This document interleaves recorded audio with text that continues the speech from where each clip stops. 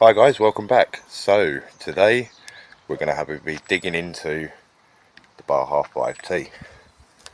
So far as you can see, I've managed to remove the cage and the body shell quite simply. It's a lot of split pins and clips and it just unclips. I've had a quick look around it this morning, and from what I can see there's a couple of little issues that I said about yesterday. It was running way too lean. I've since adjusted the carb settings and it now runs absolutely fantastically. Nice little trail of blue smoke out the exhaust, which is just what you want to see on a two-stroke. 25:1 mix on this one. It's got a 2-cell LiPo battery in it, which is quite useful to have. 4,000 milliamp hours, and that's for the receiver in the Baja itself. It did have a switchblade in it. Now, I'm not familiar with switchblade. I knew, I think it was Killer RC, or the Killer B, that's the one, the Killer B. And there was a guy I knew called Rick. I think he used to make them himself. He was actually in one of the RC groups I used to belong to a few years back in Surrey or Sussex. And I bought the last ones I had off him. I did check it with a multimeter. My understanding is these two wires here make continuity when the switches act dust for killing the engine, just like you're pressing a button to complete the circuit, but they don't seem to have any continuity on them, so I'm not sure what's going on there. So yeah, basically with that we're going to have a dig in and see whether it's something to do with this. I mean, there's a set of wires here which seem to run underneath the engine somewhere. I can't see where they've run them to, so I'm probably going to have to take the engine out in order to work that out.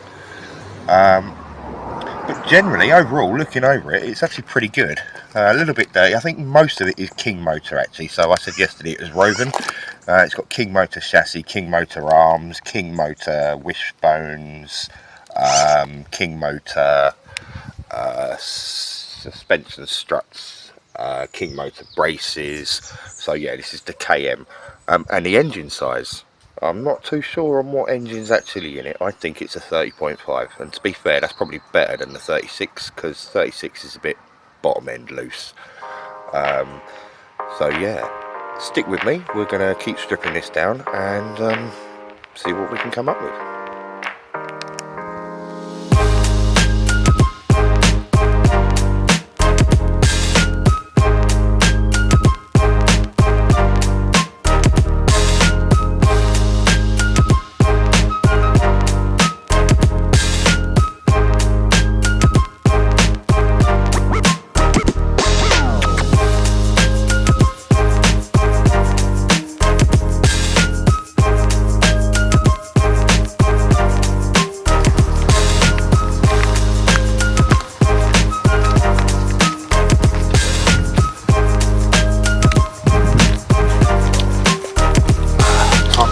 Break.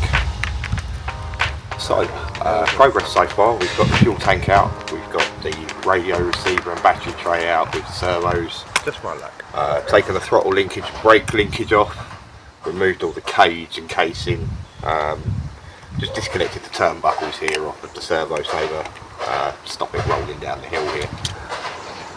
So my next process is going to be to remove the exhaust, and this cage part here, around here, and get the engine out and see if we can identify what's going on with the kill switch. Something else I've noticed as well on these is we've got the plastic clutch carrier still in situ down here. The plastic ones are not the greatest. They get hot obviously with the clutch and the friction. They warp, change shape, and then what happens is you end up munching spur gears all the time because your clutch belt and your clutch spur gear are out of alignment because the plastic holder has warped. So that's definitely something I'm going to look into changing and upgrading it to an aluminium one, like other parts on this vehicle. Definitely a King Motors without a doubt. So we've got King Motors chassis. Again, I don't know if this is custom work, perhaps somebody in the comments can tell me. We've got King Motors top plates, King Motors braces, King Motor braces there. And I believe this is probably the 30.5 engine. It says 3, the next number's missing, and then there is definitely a point and a 5cc. Now I don't think they made a 36.5, I think it was a 36. So I think this is the 30.5 model. Can't tell you on the pull start because the pull start says it's 23cc. So we'll have a look at the model number when we get the engine out and see if we can identify it that way, and determine exactly what cc this is. So yeah, just having a little tea break like I said, and then we'll crack back onto the time lapse, finish stripping this down. Definitely been used somewhere quite sandy. There's actually a lot of sand in the bottom of the chassis here. I don't know if you can see that on the camera, but there is a lot of sand in there. So sand isn't the best for the bearings, and for any plastic or anything like that. It just grinds away, it makes a paste and ends up munching and destroying all sorts of stuff. So we're definitely going to strip this down, give it a good clean, all the shocks, chassis, give it a little bit of polish maybe, clean all the plastics up, get all this grit and grime and sand off of it, make it smell a bit cleaner as well, and go from there. So stick with me. I hope you're enjoying the series so far. I thought I'd do a little bit something different on the channel. I don't often showcase myself. I've been into RC for about 15 years.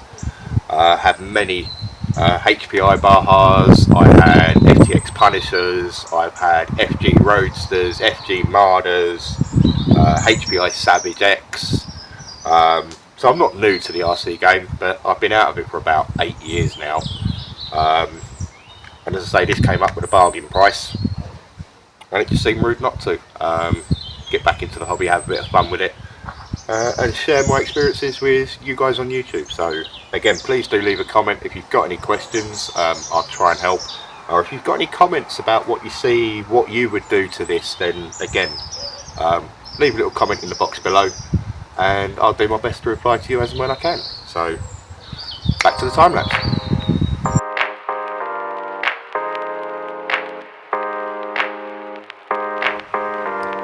It was all going too perfectly. Something had to go wrong. Always does, doesn't it? I use ball-ended Allen key joints. I don't know if you guys know about these. They've got a little ball on the end. Means that you can sort of use them at a slight angle.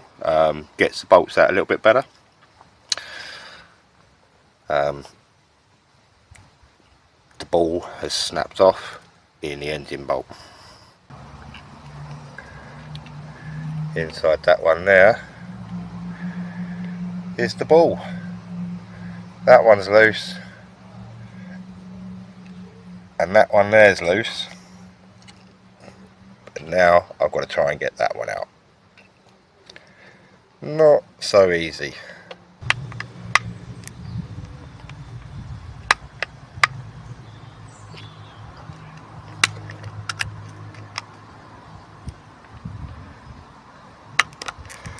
That is never going to come out in a million years. Just my luck. So I've tried picking the ball out with a hook. I've tried a little screwdriver. It's wedged in there properly. So I think I'm going to have to get the drill out and see if I can drill that ball out. It's not going to be easy. Might have to just make a slot in there and use a flat bladed screwdriver. Well, would you believe it? I succeeded. Just there on the end of that screwdriver is the ball that I managed to retrieve out of that hole. Fortunately, it was magnetic. As you can see, it's stuck to the screwdriver. But yeah, I was very lucky. You know, I nearly put it in that up. But yeah, success. So let's carry on and strip this down. So, success. We had that one little ball that broke off the end of my Allen key stuck in a bolt. Luckily, magnetic, managed to retrieve it and get it out. And now what we've got is one Zenoa engine, completely removed. Now, it's got some sort of outerwears on it, which is quite useful.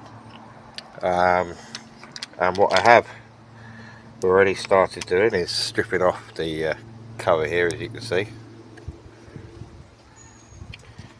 Wow, look at this.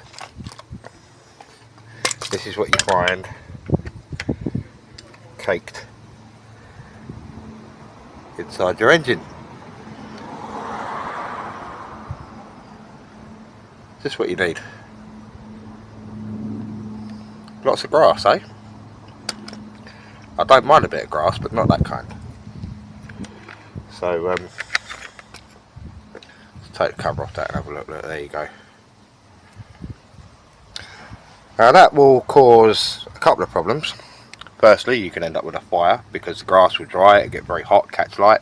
I did notice it was smoking a little bit yesterday, so probably something to do with that. We need to be removing all of that. That's not very good. And yeah, I can see someone has run some wires through up to here. Quite why they're not working, I don't know. We need to do a bit of investigation there and see what's happened and why that's not reading continuity when shorted out. In theory that should be, so we'll have to have a look into that and see what's going on there. Alright, but overall pretty good. We've got the body, cage, the exhaust, spur gear assemblies, you've got the engine out, and fuel tank sitting in the sun, not the best thing, battery tray, and one rather sandy, dirty chassis. Here's where I'm at. We've got a lot of the parts cleaned and gone through.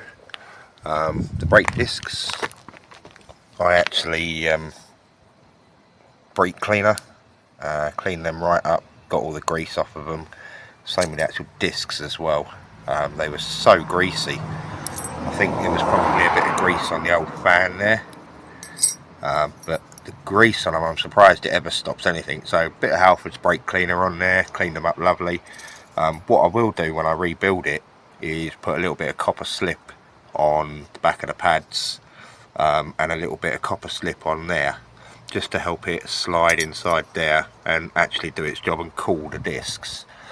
Otherwise everything else is pretty good, even the plastic blocks alright. I've taken all the bearings out, given them a clean, given them a squirt down with some WD-40, which brings me onto the clutch bell. So I actually remembered when I came to take the spur gear off of this about the clutch bell mod. Traditionally, this is a tip for everyone, traditionally you get the bolt which goes through your spur gear and into the bell, and what can happen, and I've known to happen, is this little tiny bolt will snap, and when that bolt snaps you're left with a thread inside the bell housing, and there's not a lot you can do to get it out. So then you need to buy a whole new clutch bell, and obviously a new bolt, and put it all back together. Now what you can do, if you find a long enough bolt, you can actually thread the bolt through the back of the clutch bell, so that you've got the thread coming through rather than screwing into it, and then you pop that over the thread and then put a little nut on the inside, so that way if that bolt ever does shear off with heat, it's a bit of a rigmarole because you've got to take all this off to take the clutch bell out, but you can unbolt the bolt that's stuck in there, as opposed to it being sheared off and stuck inside at the top here with no way of accessing it. So I need to get a slightly longer one of these, so I'm going to jump on eBay in a little while and order one up. And also this clutch carrier, now you can see this bearing here slightly discoloured. It's obviously got a little bit warm. Now one of the reasons it gets warm is because these plastic carriers warp. Now you can see inside, I think, we get the camera light just right, there's some evidence of heat marking up the inside of that plastic there. And what happens is when that warps, your clutch bell wobbles around and it blows your spur gear, because obviously the alignment becomes incorrect, Now I'm guessing this person had problems before, because we've got a hostile spur gear. Brilliant bit of kit, fantastically strong. There was a little bit of plastic on the back here that I've had to scrape off and sand down, so something had got in there at one point, and you can see here on the housing where it's got in and scraped around, but not too badly. It hasn't damaged it. I've just changed the rubber bungs over on the inside of the carrier because they were a little bit loose, so a little quick cheap trick, pop the bungs out, turn them over, put them back in, you get a lovely fit again then. And I've cleaned up all the outerwears as well, so you can actually see through them now, they're not caked in grease. Moving on to the motor, pretty sure it's a 30.5, which doesn't bother me, quite happy about that. I discovered there was a loose connection on the wires here, or a break in the wire somewhere. I have trimmed it back a bit further and checked continuity on those when you press the button now. So when you press the button, you get a complete circuit on that, which means that that's doing its job. So that's okay, that can all be tucked back in, run round and up to the receiver when it goes back in. Flywheel is in amazingly good condition, there's no damage to the flywheel, and I've removed all the grass and whatnot and given the carb a bit of a clean with some carb cleaner. So we've got a Walbra 990 on there, no, 997, sorry, but yeah, it is a Walbra carb, so shouldn't have any problems with that. I've reset the stock settings and started it this morning, and it ran a lot better. Now having cleaned it all out and aired it all out, it should run pretty good. It's got a nice bit of compression. It's a single ring piston, you can see that in there. It's nice and oily in there, nice and clean, no evidence of any scoring or damage inside the cylinder. It looks very shiny. Not sure how much of that you can actually pick up on the camera, but all looks fantastic inside there. And then that brings us around to the clutch, where your clutch carrier goes, for those of you that aren't familiar. It's got a silvery coloured spring in there, and it's got KM written on the clutch, so I'm pretty sure that's a standard 6,000 or 7,000 RPM clutch. Not the best for a big engine because they engage too early, and when it engages it drags the engine down because it doesn't have the power of the lower revving, you know, the lighter powered engines, so to speak. So I will probably get rid of this KM, just order a standard Zenoa clutch with an 8,000 red spring in there. That's a trick for you guys. If you've got a red spring in there, that's usually an 8,000, and a blue is usually a 6, I think. And these standard ones here are either 6 or 7. But yeah, going to change that over. So I'm not going to put it all back together just yet because I want to order a enclosed clutch carrier, clutch spring or clutch assembly kit for the engine. I need to see if I can work out how to test this and see if this is actually creating a circuit and working, or whether the relay inside here doesn't work.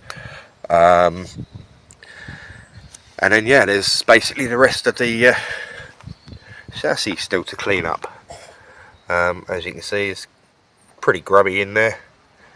I'm kind of tempted to run it down the jet wash and just give it a blast out because I haven't got a hose pipe here, but I might just pursue it and keep going at it with a sponge and a bucket and a brush. And then all the nuts and bolts I've got in a nice little metal tin. Ignore the fact that's a 23 pull start, because you can put any pull start on these, of course. It's definitely a 4-bolt and it's definitely a 30.5, and it's definitely a King motor engine, because underneath in the bottom there on the flywheel it's stamped King motor. I'm not sure if that shows up with the light out here now, it's gone a bit overcast. So yeah, that's basically where we're at today. I'm going to order those clutch bits, clutch housing, clutch. Don't think there's anything else I need to order. I might order a few more bearings, just because you can see that that one there is definitely a different colour to those two where it's got hot. Oh, and I need to sort out the clutch bell mod.